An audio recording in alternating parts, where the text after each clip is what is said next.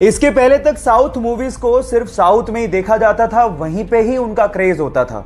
लेकिन कुछ superb actors की वजह से आज साउथ मूवीज को ना सिर्फ इंडिया में बल्कि पूरे विश्व भर में देखा जा रहा है और सराहा भी जा रहा है। उनमें से एक सुपरस्टार का नाम है अल्लू अर्जुन। बंदे की एक मूवी रिलीज हुई जिसका नाम है अंगू वैकुंठपुरथु। मुझे मलयालम बिल्कुल नहीं आती, लेकिन उस बंदे की कॉमेडी पे मैं खूब हंसा, उस बंदे के इमोशनल सीन्स पे मैं खूब इमोशनल हुआ और उस बंदे की डांस का तो जवाब ही नहीं है। 3 दिन से मेरी कार में उसी मूवी का गाना बज रहा है जिस मूवी के लिरिक्स मुझे बिल्कुल समझ में नहीं आते।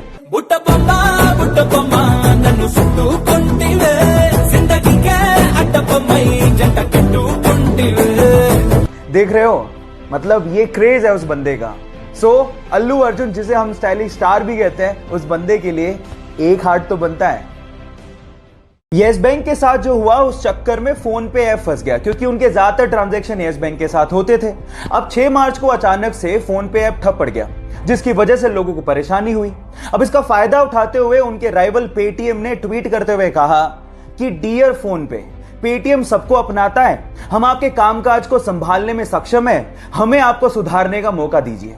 इस बात पे फोन पे ने रीट्वीट करते हुए कहा कि डियर पेटीएम, अगर आपका कामकाज इतना ही अच्छा होता तो हम पहले से बोल चुके होते। और उसके बाद जो उन्होंने लिखा वो आप लोगों को सुनना चाहिए। उन्होंने कहा कि संकट की घड़ी में अपने साथियों को छोड़ने की तेजी किस काम की। Foam is temporary but class is permanent. So guys, यहां सीखने लायक बात यह है कि संकट की घड़ियां आती जाती रहती हैं। इस सिचुएशन में अपनी साथियों का साथ कभी नहीं छोड़ना चाहिए, क्योंकि वक्त बदलते देर नहीं लगती। वो बचपन से ही बोलने में हकलाता था, इसलिए उसे स्कूल जाने तक में डर लगता था, क्योंकि उसके स्कूल के सारे दोस्त उसे चिढ़ाया करते थे। एक दिन उसने अपने दोस्त को कहा कि वो बड़ा होकर एक्टर बनना चाहता है। इस बात पे उसके दोस्त ने रिप्लाई किया कि तू एक लाइन तो ढंग से बोल नहीं पाता, तू एक्टर कहां से बनेगा। ये बात उसके दिल को लग गई और तब उसने स्पीच थेरेपी करने की सोची और धीरे धीरे इंप्रूवमेंट भी आने लगी। इसके एक्टर बनने की बात उसके डायरेक्टर पिता को भी पता थी, लेकिन वो इस पक्ष में नहीं थे। लेकिन एक दिन पिताजी जब कहो ना प्यारे की स्क्रिप्ट लेके शाहरुख खान के पास गए तो उसने उसे करने से मना कर दिया।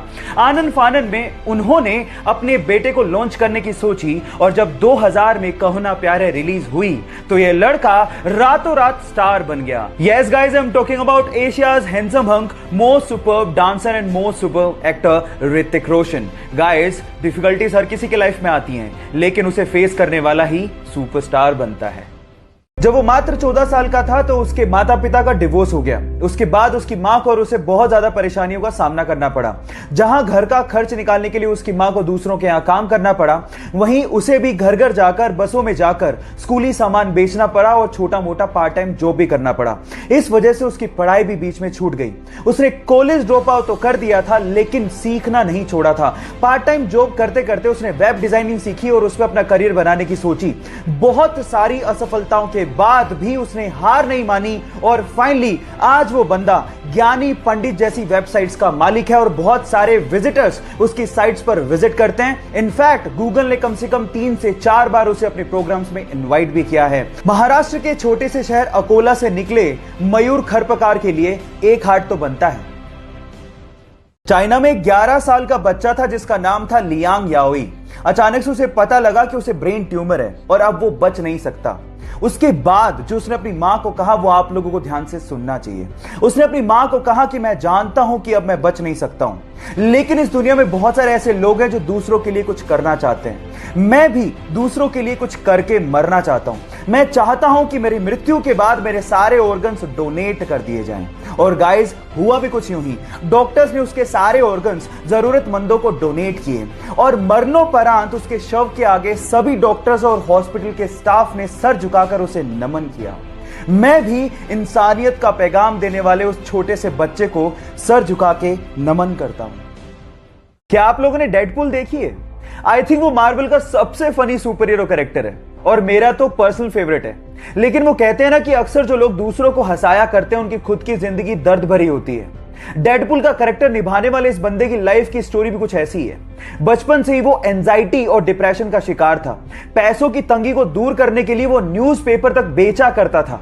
2 साल तक लगातार उसे सुपरमार्केट, वेयरहाउस और रेस्टोरेंट में काम करना पड़ा था। अपने फ्यूचर की इतनी टेंशन थी कि रात रात भर उसे पैनिक अटैक आने लग गए थे। ड्रग्स तक लेना उसने शुरू कर दिया था। डेडपूल के एक रोल के लिए उसे 11 साल और 47 रिजेक्शंस का सामना करना पड़ा था और आज वो बंदा हॉलीवुड में टॉप एक्टर्स की लिस्ट में शुमार है। Yes guys, I am talking about Ryan Ronald.